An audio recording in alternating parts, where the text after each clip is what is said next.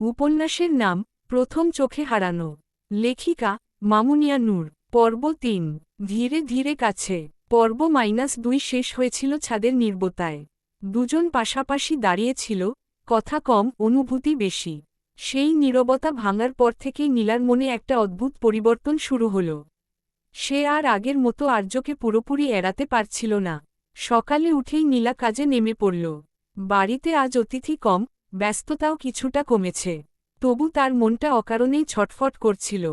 হঠাৎ রান্নাঘরের দরজায় আর্যকে দাঁড়িয়ে থাকতে দেখল। কফি বানাচ্ছ? আর্যের কণ্ঠ শান্ত। নীলা মাথা নাড়ল। হ্যাঁ, আমার জন্য এক কাপ হবে? এই প্রশ্নটা অনুরোধের মতো। নীলা একটু থামল, তারপর বলল, হবে।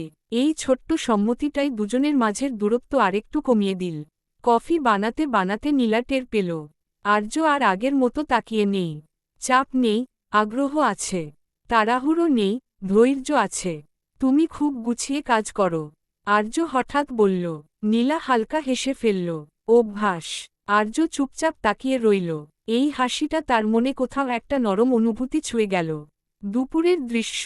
দুপুরে নীলা বারান্দায় দাঁড়িয়েছিল। রোদ্দুর নরম, বাতাস শান্ত।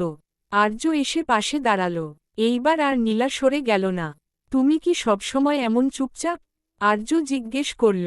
নীলা একটু ভেবে বলল, না, কেবল যাদের সাথে স্বচ্ছন্দ, তাদের সাথেই কথা বলি। এই কথাটা আর্যের মনে দাগ কাটল। তাহলে আমি কি স্বচ্ছন্দের তালিকায়?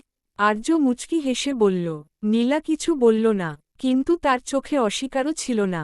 দুজনের হাত খুব কাছাকাছি, স্পর্শ হয়নি, তবু সেই অল্প দূরত্বেই হৃদস্পন্দন বেড়ে গেল।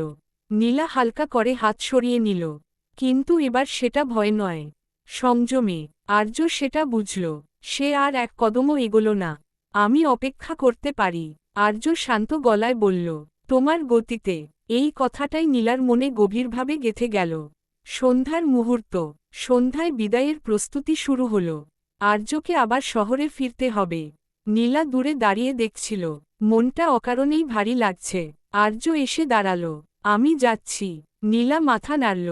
হ্যাঁ, সাবধানে যেও। এইটুকু কথার মধ্যেই কত অনুভূতি জমে আছে। দুজনেই বুঝল। এক মুহূর্ত নীরবতা। তারপর আর্য ধীরে বলল, আবার দেখা হবে। নীলা চোখ তুলল। এইবার তার কণ্ঠ দৃঢ়। হবে। আর্য চলে গেল, কিন্তু তার যাওয়ায় নীলার মনে এক অদ্ভুত শূন্যতা তৈরি হল। সে বুঝতে পারল, এই গল্প আর শুধু প্রথম দেখা নয়, এটা ধীরে ধীরে সম্পর্কের দিকে এগোচ্ছে। আর এই ধীরে এগোনো পথটাই সবচেয়ে বিপজ্জনক, সবচেয়ে সুন্দর।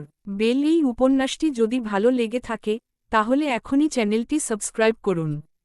কারণ পরের পর্বে নীলা আর আর্যের দূরত্ব আরও কমবে, আর অনুভূতিগুলো আরও স্পষ্ট হয়ে উঠবে। বর্ধনশীল হার।